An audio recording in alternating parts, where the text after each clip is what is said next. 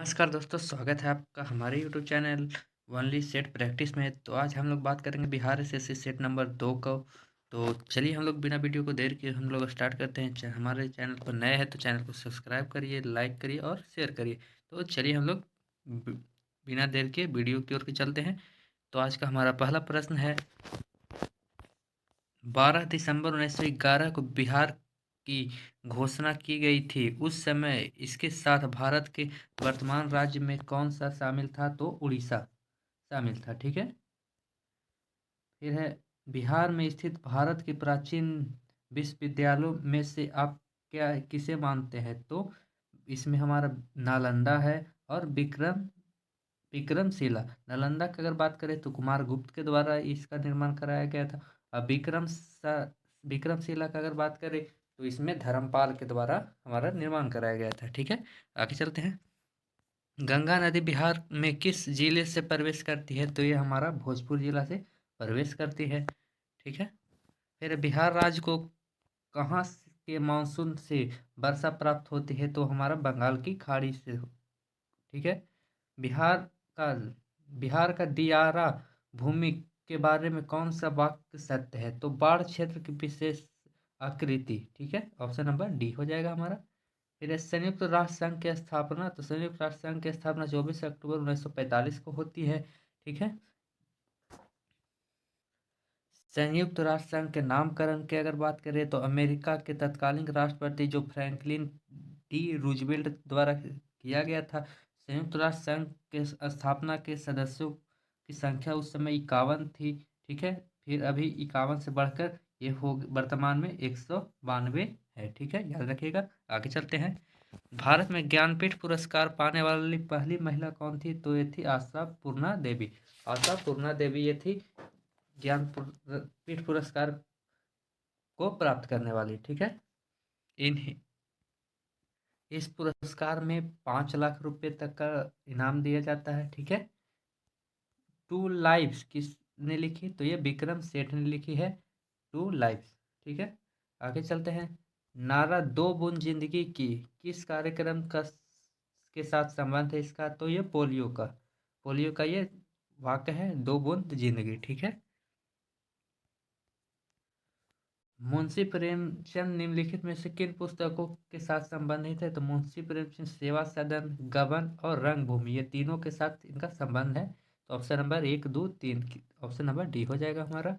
फिर WHO मतलब विश्व स्वास्थ्य संगठन का मुख्यालय कहाँ है? तो जिनेवा स्विट्जरलैंड में है। ठीक है। इसकी स्थापना की अगर बात करें तो 7 अक्टूबर 1948 में इसका स्थापना होता है। ठीक है, आगे चलते हैं। भारतीय संविधान के राजनीति के निर्देशक सिद्धांत कहाँ से लिए गए हैं? तो आयरलैंड से लिए गए हैं। नीति निर्देशक तत्व ये हमारा भाग 4 में है और अनुच्छेद 36 से 51 तक में किया जाता है। ठीक है, फिर आगे चलते हैं। सार्क सार्क का मुख्यालय कहाँ है? तो सार्क का मुख्यालय हमारा काठमांडू में है। ठीक है। सार्क का अगर स्थापना की बात करें तो 1986 में इसका स्थापना होता है। सॉरी, 1946 नहीं, 1985 में इसका होता है। ठीक है, आगे चलते हैं। भारत में फेडरेशन कप का संबंध किससे है? तो ये फुटबॉल से है। फिर भारतीय संविधान की 8वीं सूची में कितने भाषाओं का वर्णन है? तो 22 भाषा का वर्णन है इसमें। ठीक है, सूची 1 को सूची 2 से मिलाना है। ठीक है। यामिनी कृष्ण मूर्ति का बात करें तो ये भारतनाट्यम से संबंधित है। वासीम जाफर का बात करें तो क्रिकेट से संबंधित है। राजा राजा रवि वर्मा ये चित्रकारिता से संबंधित है। और राहुल गांधी राजनीतिक से संबंधित है। तो ऑप्शन नंबर हमारा हो जाएगा A, C, D, A और B। ठीक है, आगे चलते हैं। नेपाल की मुद्रा क्या है? तो नेपाल की मुद्रा है रुपया। ठीक है, क्या है? रुपया। सबसे बड़ा देश क्षेत्रफल में कौन सा है? तो चीन, रूस है। अगर हम भारत की बात करें तो क्षेत्रफल की दृष्टि से भारत हमारा 7वां स्थान पर है। ठीक है, आगे चलते हैं। फ्रंटियर गांधी पद के साथ कौन से संबंधित है? तो खान अब्दुल गफार खान, जिसे फ्रंटियर गांधी और जिन्हें ही सीमांत गांधी, ठीक है, कहते हैं। ठीक है, आगे चलते हैं। निम्नलिखित में से किस स्थल को यूनेस्को की विश्व विरासत के स्थलों की सूची में शामिल नहीं शामिल किया गया है? तो ये हमारा आगरा का किला। ठीक है। संयुक्त राष्ट्र का पहला महासचिव था ट्रिगवेली थे। निम्नलिखित में से कौन सा कायांतरित शैली है? तो नीस और शिष्ट। विश्व में कॉफी का सबसे बड़ा उत्पादक है, तो कॉफी का सबसे बड़ा उत्पादक जो है वो हमारा ब्राजील है। ठीक है। निम्नलिखित में से किस नदी को दक्षिण की गंगा कहते हैं? तो दक्षिणी गंगा गोदावरी को, दक्षिण की गंगा कावेरी को कहते हैं। ठीक है। निम्नलिखित में से कौन सी नदी अपना रास्ता बदलते रहने के लिए प्रसिद्ध है? तो कोसी, जिसे बिहार का शोक भी कहा जाता है। ठीक है, आगे चलते हैं। फिर आगे चलते हैं। ऊंचे क्षेत्र में लैटेराइट मिट्टी की रचना होती है, तो ये हमारा अम्लीय होती है। निम्नलिखित में से किसको सह्याद्री पर्वतमाला भी कहा जाता है? तो पश्चिमी घाट को कहा जाता है। भारत में स्थापित पहला परमाणु संयंत्र कौन सा है? तो ये हमारा तारापुर है। नागरिकों और विदेशियों दोनों को प्राप्त है विधिक अधिकार। फिर है मंत्रिपरिषद की बैठक की अध्यक्षता कौन करता है? तो प्रधानमंत्री करते हैं। ठीक है, आगे चलते हैं। गांधी के गांधी जी के राजनीतिक गुरु किसे माना जाता है? तो गोपाल कृष्ण गोखले को। गोपाल कृष्ण गोखले 1907 में कांग्रेस के अध्यक्ष बने थे और 1905 में सर्वेंट सोसाइटी ऑफ इंडिया की स्थापना किए थे। ठीक है, आगे चलते हैं। उच्चतम न्यायालय के न्यायाधीश किस आयु तक अपने पद पर बने रहते हैं? तो 65 वर्ष की आयु तक। भारतीय नागरिकों के मौलिक अधिकारों का निलंबित किया जा सकता है राष्ट्रीय आपातकाल के दौरान।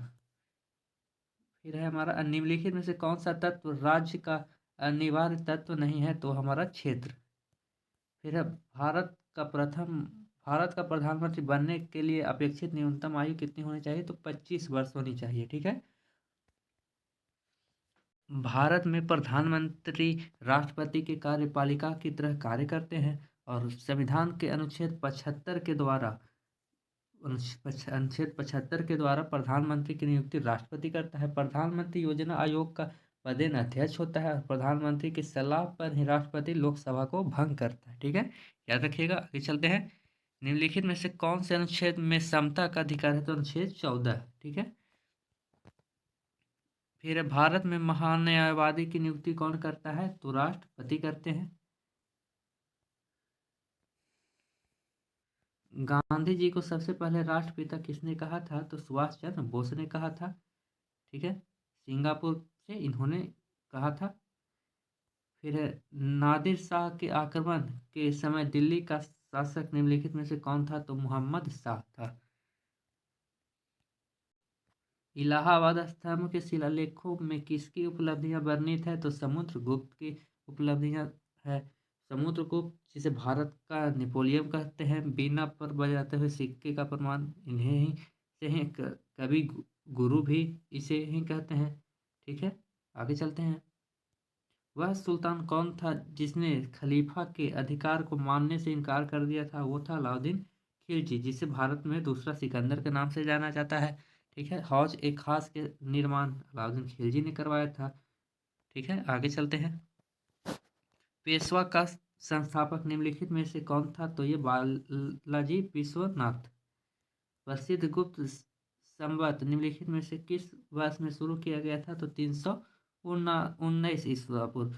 78 ईसा पूर्व कहे तो शक संवत और 57 ईसा पूर्व कहे तो विक्रम संवत। ठीक है, आगे चलते हैं। एलोरा में प्रसिद्ध कैलाश मंदिर का निर्माण निम्नलिखित में से किस राजा ने किया था? तो कृष्णदेव प्रथम ने किया था, जो कि राष्ट्रकूट थे। होमरू लिंग की स्थापना की गई थी, तो ये हमारा प्रथम विश्व युद्ध के दौरान की गई थी। भारत में पहली बार सन 1853 में किस स्थान पर रेल यात्रा प्रारंभ हुई? तो ये मुंबई में हुई, जो कि लॉर्ड डलहौजी के काल में चलाया गया 1953 में, जो मुंबई से थाने के बीच चला 34 किलोमीटर। ठीक है। समाजवादी अर्थव्यवस्था में उत्पादन में सभी कारक किसके स्वामित्व और नियंत्रण में रहता है? तो यह श्रमिक संघों के नियंत्रण में होता है। भारत में हरित क्रांति का एक और नाम क्या है? तो कृषि क्रांति। ठीक है। मांग का एक सामान्य नियम है, मांगी गई मात्रा बढ़ती है कीमत घटने के साथ। ठीक है। भारतीय योजना आयोग का गठन कब किया गया था? तो ये 1950 में किया गया था। ठीक है।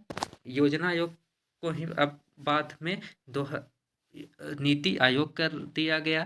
ठीक है। 1 जनवरी 2015 से 1 जनवरी 2015 से इसे कर दिया गया नीति आयोग। ठीक है। इसका अगर अध्यक्ष का बात करें तो प्रधानमंत्री होता है। तो अगर योजना आयोग के प्रथम अध्यक्ष की बात करें तो पंडित जवाहरलाल नेहरू थे और उपाध्यक्ष गुलजारीलाल नंदा थे। ठीक है।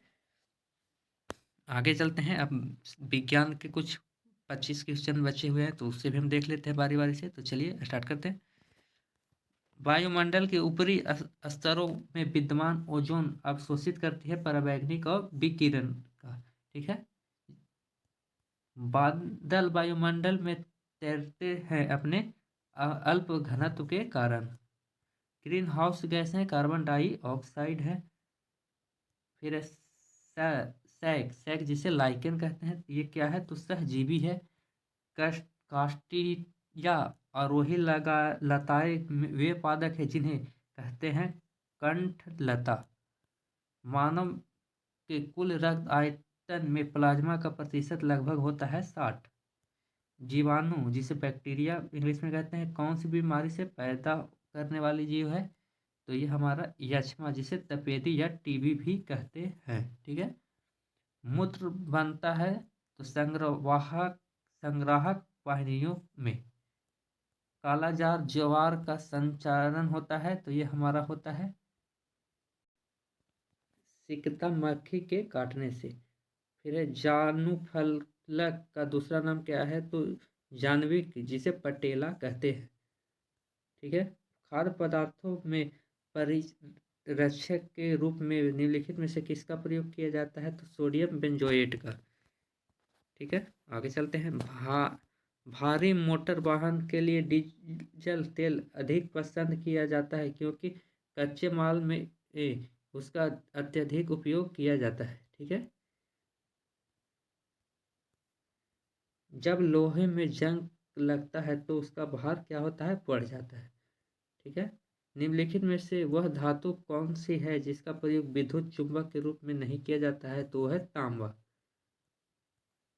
निम्नलिखित में से कौन सी गैस फलों को कृत्रिम रूप से पकाने के लिए प्रयोग की जाती है? तो इथिलीन का।